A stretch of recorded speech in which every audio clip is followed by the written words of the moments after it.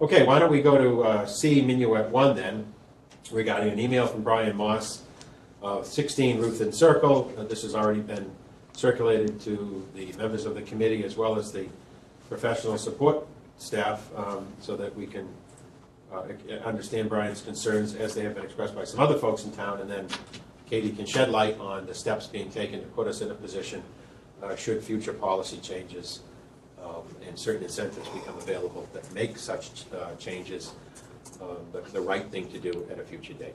Okay? Thank you. I actually do not have a copy of the original email. Okay, Brian, do you have it? So, I have notes on it if you want to borrow it. or I can summarize. Yeah, well, Brian, why don't you just update us as to what your concerns were, Right. and then Katie can go right through it and share the information with I just you. want to be sure I'm responding to the issues as you present. Okay. I mean, do you want, and then we'll have a chance to talk after that? Yeah, just talk now. Get all of it? Yeah, throw it all out now. All right, so we had a sustainability public forum where that was great, where we were able to come and members of the public were able to give ideas around the sustainability items that we want to see in a new Beal school, given it's going to be designed for the next 50 years. What kind of things should there be, or we would want to see as a community? But first, let me just say, I just wanted to note that I am speaking only on my own behalf about my own opinions and concerns, and not on behalf of any other person in the group. So, out of that, there was a long list. So I think there's a report that came back that said, here's a list of all the things that the community provided. And I thought maybe what a good thing to do would be to go in there and pick out kind of the top 3 or 4 items that I felt would be something that may be achievable early on.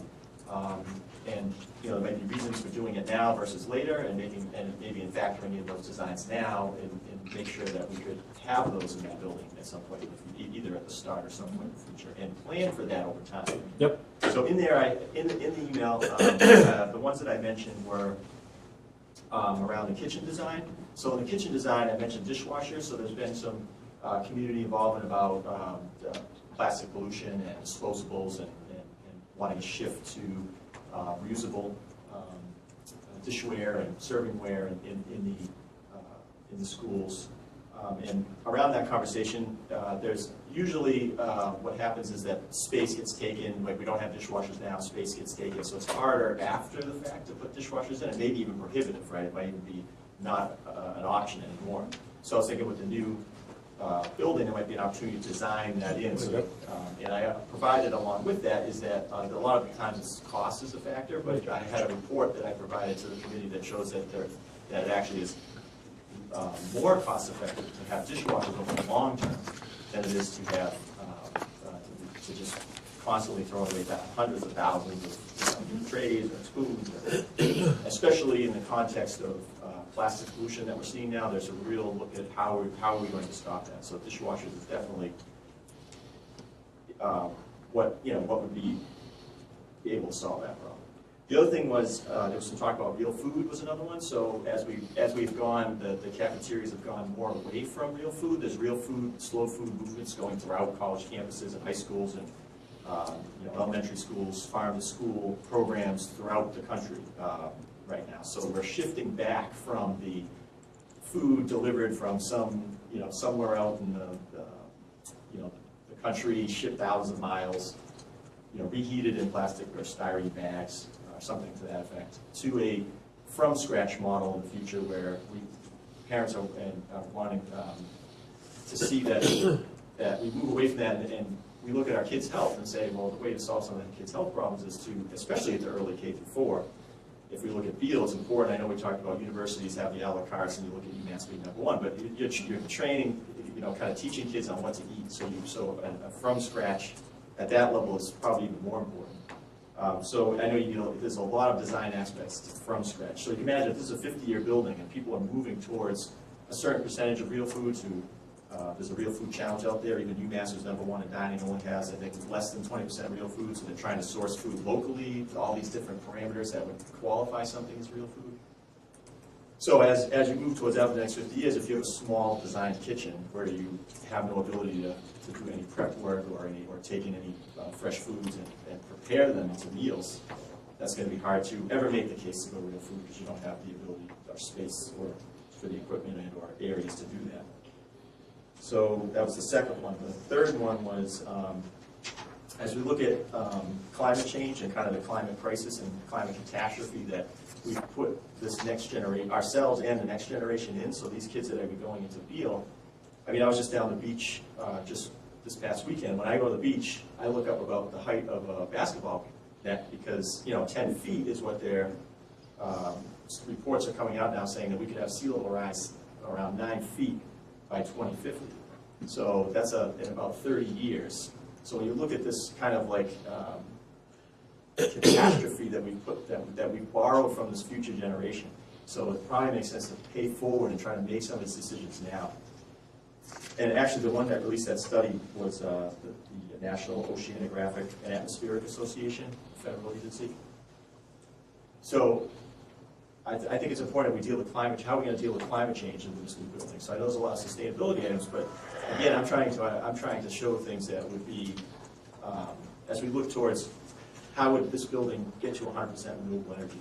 So if you look at the Massachusetts State Senate, just recently unanimously passed legislation that would put targets to get us to 50% of electricity with renewable energy by 2030, 80% by 2040, and 100% by 2050. So that means every Massachusetts senator thought we needed to get to 100% renewable energy for electricity by 2050. But Brian, Yeah. let me just say, this is a LEED 4 building. We're not building some warehouse from the 40s.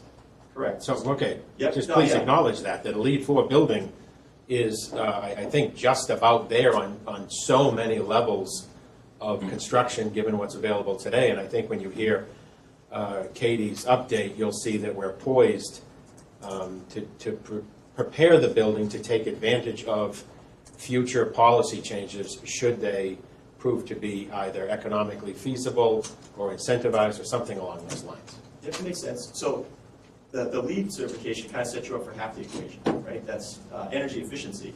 So I'm definitely very happy that we're doing that, and that sets up energy efficiency. Energy efficiency is actually part of the equation. It balances the equation of renewable energy, because therefore you need less energy. But what if we were to what if we could almost buy all of the electric we needed from the new solar field on top of the landfill? That's a pretty good thing, don't you think?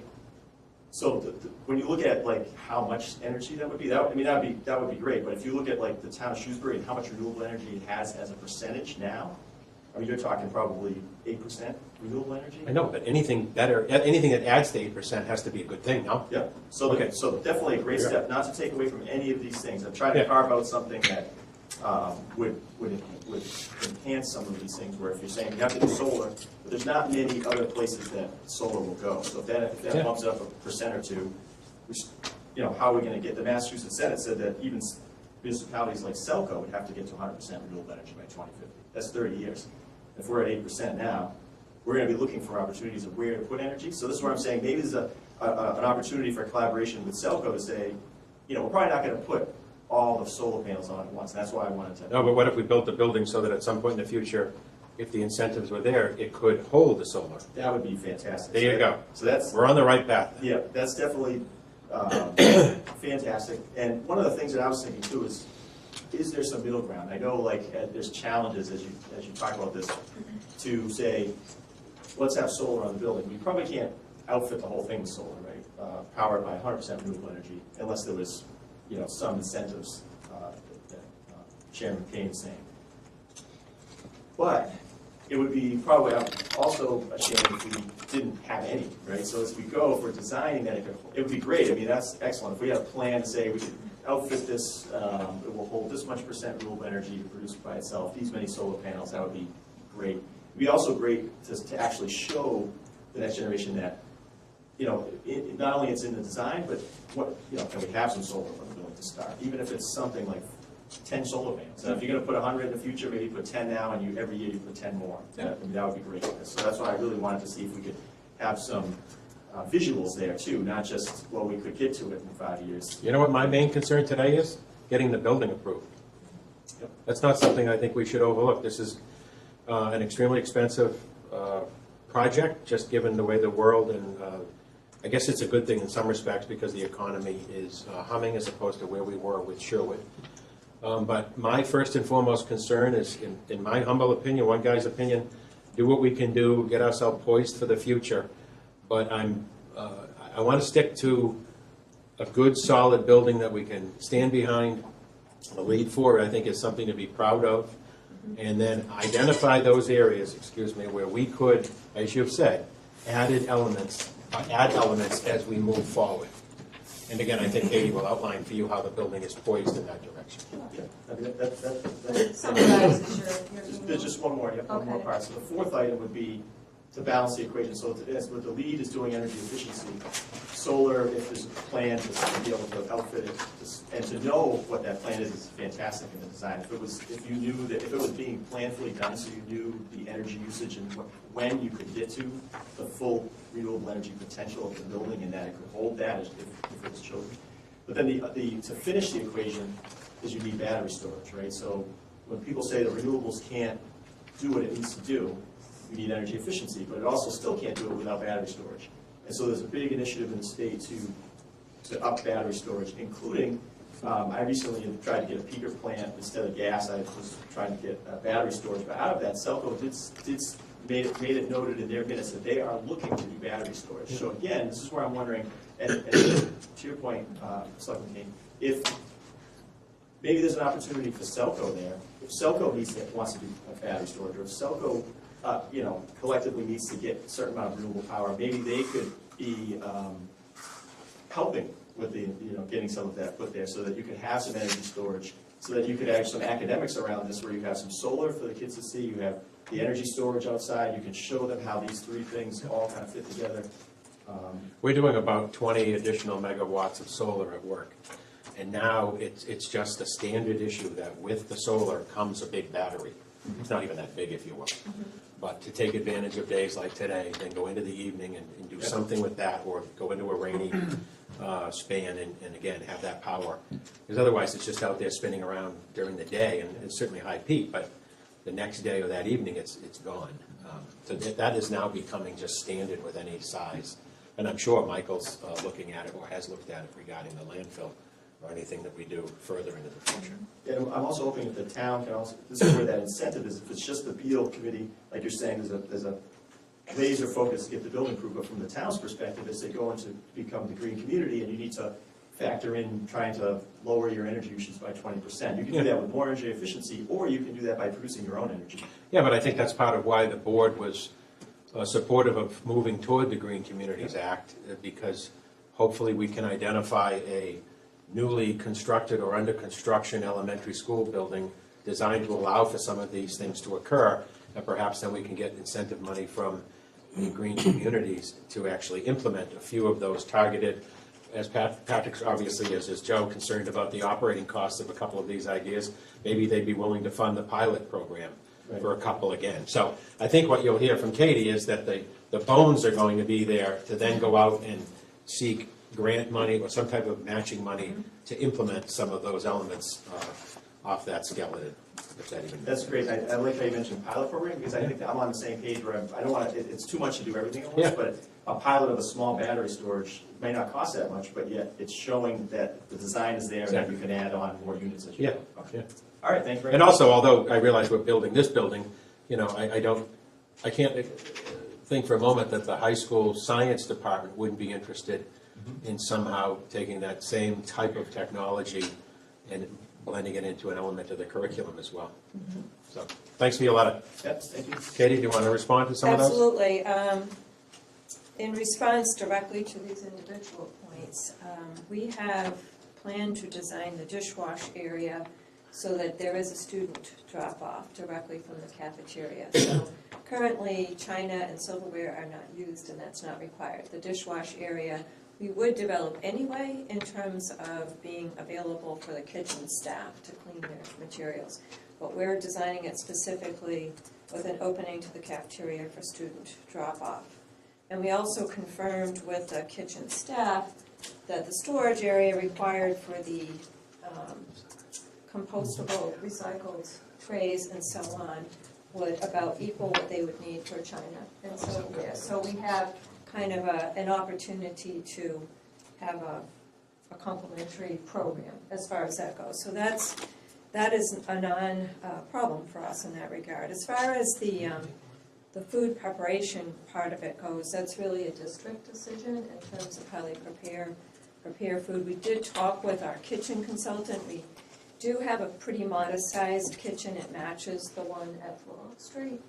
But we discussed it with him in terms of the making food from scratch techniques that would be required. And there are more prep areas, and certainly, you know, as you mentioned, cooler storage type of thing.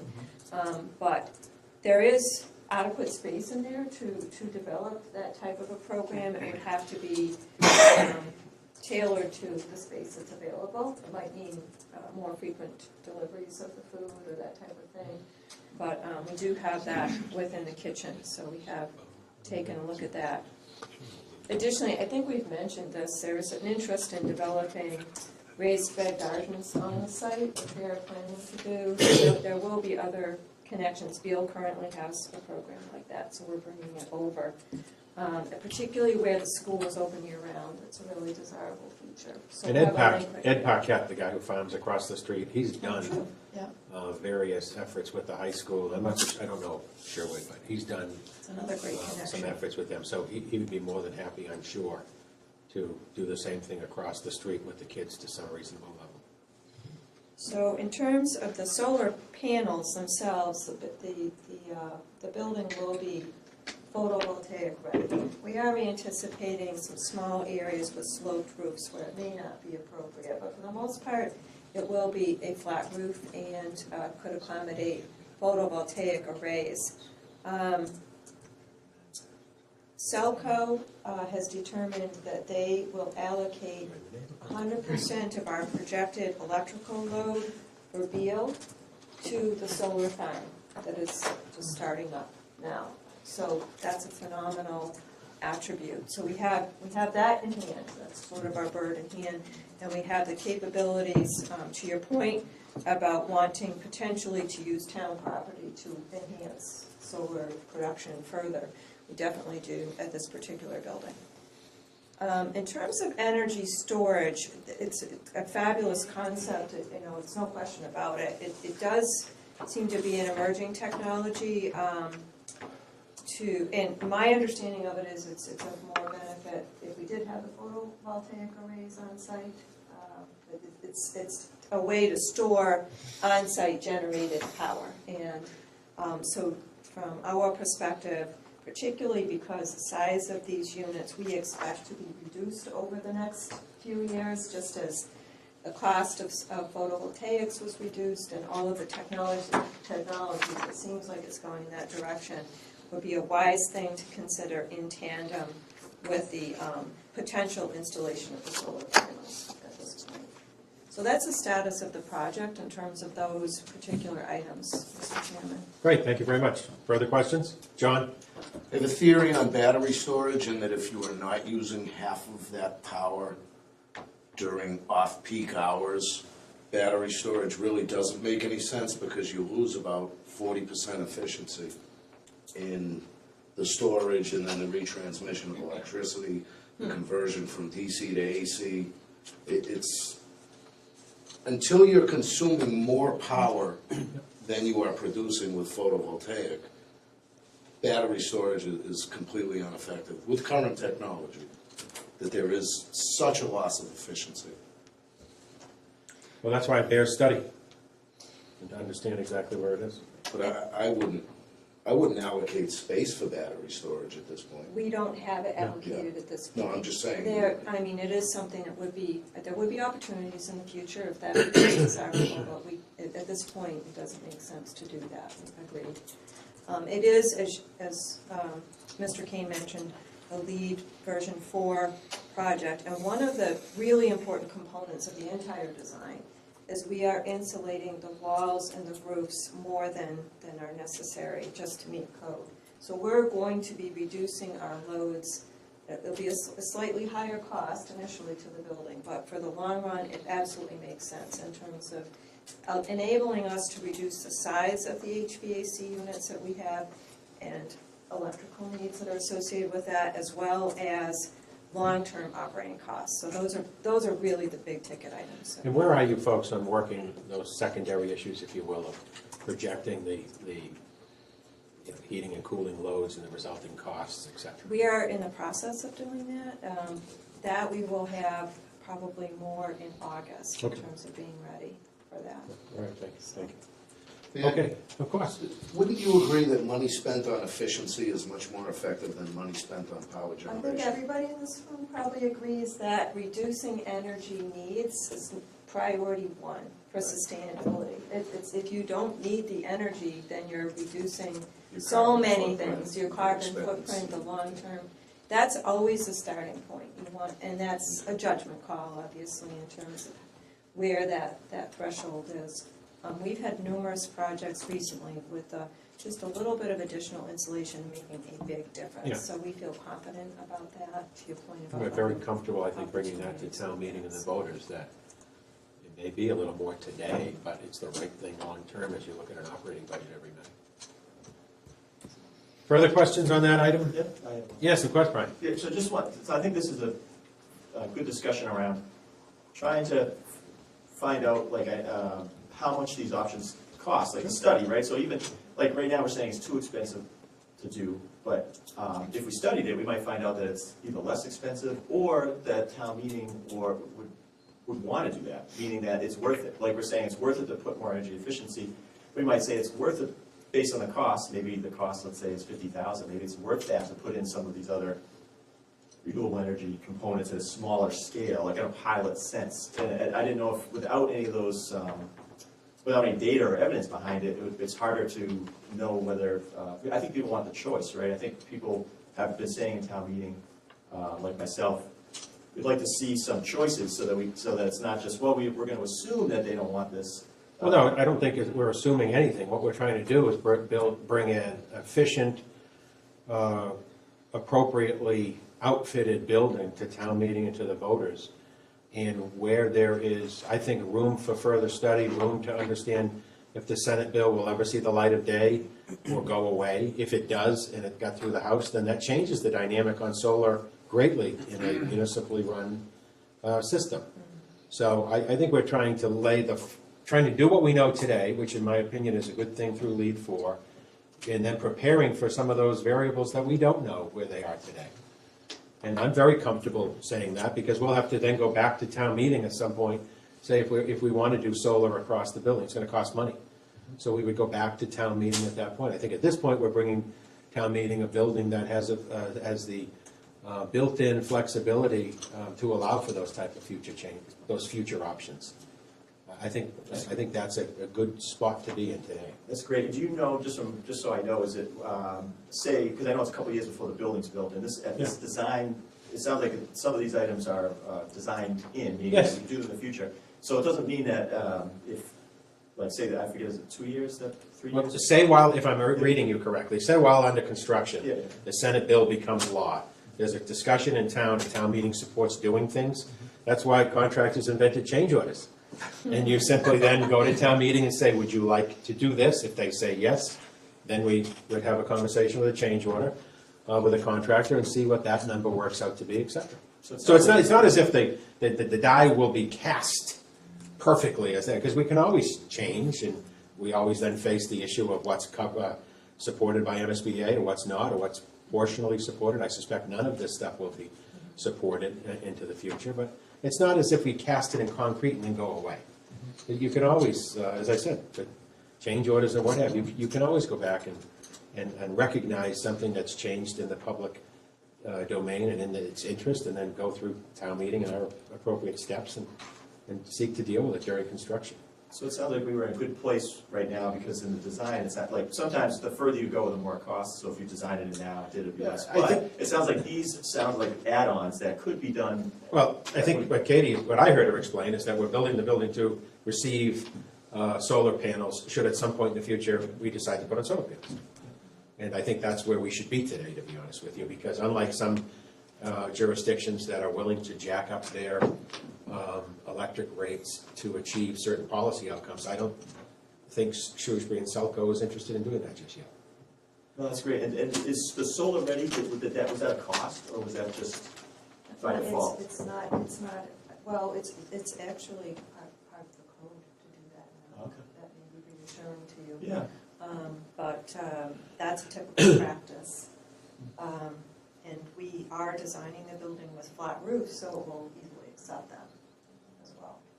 So, Is there any way to know, like, as far as the data to support, like, as we move on from this, how could we find out, or who would find out what the potential for solar is? Like, because I don't even know right now, is it that we could feed 20% of its needs, even if we put all solar on it, or is it 100% of its needs? Or I have to believe that's a relatively easy calculation for one of Katie's colleagues, or the gentleman who ran that charrette we did that night, that if you know the amount of square footage that is available facing south, it's not us land, blah, blah, blah.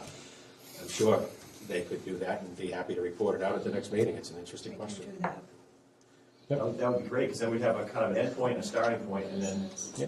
okay, great. Anything else on item 2, Minuet 1?